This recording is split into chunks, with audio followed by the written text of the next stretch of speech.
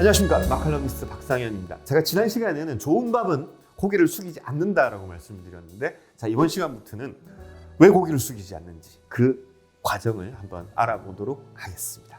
그 전에 아마 나이가 좀 드신 분들, 한 30대 이상 되신 분들은 아마 이 밥통을, 이 전기밥솥을 기억하실 겁니다. 코끼리 마크가 있다 그래가지고 흔히들 코끼리 밥솥이라고 했고, 정확한 일본 브랜드명은 조지루시인데요. 전기밥솥도 많이 썼고, 그러면 저기 보온밥통, 보온 도시락 이런 것도 많이 들고 다녔고, 요거 들고 다니면 좀 사는 집이었죠. 코끼리 보온 도시락 들고 다니면 좀 사는 집이었습니다. 근데 이 코끼리 밥솥이 한국에 얼마나 많이 인기가 좋았냐면요, 80년대는 중산층 이상의 가정에서는 무조건 모든 가정에서 이 코끼리 밥솥을 썼습니다. 그리고 혼수 품목 1호였습니다. 무조건 결혼할 때 신혼부부는 밥솥은 두말할 거 없이 코끼리 밥솥, 국산 밥솥 따위 어떻게 써? 밥솥은 일제가 최고야 라던 시절이 있었습니다. 그게 1970년대, 80년대였습니다. 70년대에는 아주 잘 사는 부잣집에서 일본 밥솥을 썼고, 일반 가정집에서는 그냥 석유골로에 연탄불에 그냥 냄비밥을 지어 먹었습니다. 지어 먹다가, 그러다가 80년대 되면 이제 코끼리 밥솥, 일제 코끼리 밥솥을 중산층 가정에서도 쓰게 된 거죠. 쓰게 된 겁니다. 그런데 여러분, 90년대 중반이 되면 정말 거짓말처럼 코끼리 밥솥이 한국인의 부엌에서 사라집니다. 지금 여러분 부엌에 일제 코끼리 밥솥으로 밥 짓는 가정이 있으십니까? 아마 거의 없을 겁니다. 정말 거의 없을 겁니다. 지금은 전부 쿠쿠나 쿠첸이나 국산 브랜드의 전기 압력 밥솥을 사용하실 겁니다. 근데 왜 그러면 그렇게 80년대까지만 하더라 인기가 많던 코끼리 밥솥이 왜 90년대 중반이 되면서 거짓말처럼 우리 부엌에서 사라졌을까? 이게 바로 맛있는 밥에 비밀이 숨겨져 있습니다. 그 비밀은 바로 기압 때문입니다. 무슨 기압? 자, 지금부터 그 말씀을 드릴 텐데, 쿠쿠라는 밥솥이 원래는 이 쿠쿠전자는 지금은 LG죠. 예전에는 금성사라고 불리던 브랜드로 불리던 시절에 그 금성사의 OEM, 그러니까 주문자 부착 방식으로 밥솥을 제작해서 납품하던 회사였습니다. 그러던 회사가 90년대 접어들면서 이제 독자적인 브랜드를 만들어야 되겠다. 그리고 독자적인 브랜드를 단 전기 밥솥을 판매를 해야 되겠다. 그래서 그 독자적인 브랜드로 나온 게 쿠쿠였습니다. 그리고 그 쿠쿠에서 최초로 쿠쿠라는 브랜드를 단 전기 밥솥을 출시하게 된 것이 1992년의 일이었습니다. 이 해를 기점으로 전기 밥솥 브랜드의 지각 변동이 일어납니다. 자, 쿠쿠는 후발주자로서, 그리고 쿠쿠는 이 일본의 코끼리 밥솥을 이기기 위해서 한국의 밥과 일본의 밥을 아주 면밀히 검토하기 시작했습니다. 그러면서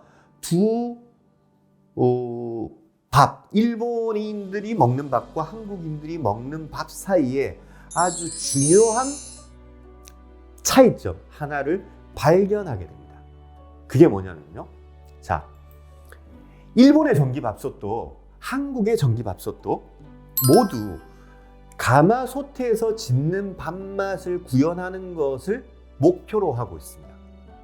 그래서 가마솥에서 지어낸 밥을 전자적인 방식으로 구현하는 것이 전기 압력 밥솥입니다. 그런데 이 쿠쿠의 개발자들이 한국의 가마솥과 일본의 가마솥을 보니까 아주 중요한 차이가 하나 있더라는 거죠. 여러분, 그림에서 보시면요, 한국의 가마솥과 일본의 가마솥을 가만히 보시면 재질도 비슷하고 형태도 거의 비슷합니다. 우리가 좀 넓게 보이고 일본이 조금 좁지만 길게 보이는 차이인데, 둘 다 어차피 그 차이는 크게 차이는 나지 않습니다. 그런데 아주 결정적인 차이가 하나 있죠. 뭐가 있습니까, 여러분? 바로 뚜껑이 다릅니다. 우리는 가마솥 뚜껑이 몸체랑 똑같은 무쇠 재질로 되어 있습니다. 근데 일본의 가마솥은 몸체는 무쇠로 되어 있지만 뚜껑은 나무로 되어 있습니다. 자, 이 나무가 비교적 무거운 나무이기는 하지만 나무가 아무리 무거워야 무쇠 뚜껑보다 무거울 리는 없겠죠. 그래서 이 쿠쿠는 전기밥솥을 개발할 때 이 뚜껑의 재질의 차이에 주목하기 시작합니다. 그러면 뚜껑의 재질이 다르면 내부에서 일어나는 밥을 짓는 밥솥 내부에서 일어나는 변화가 차이가 분명히 있을 것이라고 가정을 하고 그 차이에 따른 밥맛이 어떻게 달라지는지 그리고 한국인의 기호는 어떤 밥맛을 더 좋아하는지를 검증하기 시작합니다. 자, 이 힌트를 제가 미리 이걸로 한번 드려볼게요. 요즘 캠핑 많이 하시죠? 캠핑 하시면서 이 코펠 같은 걸로 밥을 지으실 때 어떡합니까? 밥물이 끓기 시작하면 코펠 뚜껑은 가볍죠. 가벼우니까 얘가 이제 코펠 뚜껑이 이렇게 위에서 밑에서 올라오는 증기 때문에 자꾸 달싹달싹 끓이니까 이것을 그렇게 하지 못하도록 위에 무거운 걸로 눌러줍니다. 자, 이 눌러주는 이유가 왜 뚜껑을 이렇게 눌러주는지, 한국의 가마솥 뚜껑은 무쇠로 되어 있고 일본의 가마솥 뚜껑은 나무로 되어 있지만 둘 다 굉장히 무거운 재질로 이 뚜껑을 만들었는지, 그 이유가 사실은 밥맛에 굉장히 결정적인 역할을 합니다. 자, 여러분, 이 차이를 아시면요, 왜 우리가 캠핑을 할 때 반드시 밥솥의 뚜껑을 무거운 걸로 반드시 누르거나 해야 되는지에 대한 명확한 이유를 아시게 됩니다. 자, 그래서 제가 지금부터 과연 일본과 한국인의 밥맛의 차이는 무엇으로부터 기인되는지, 그리고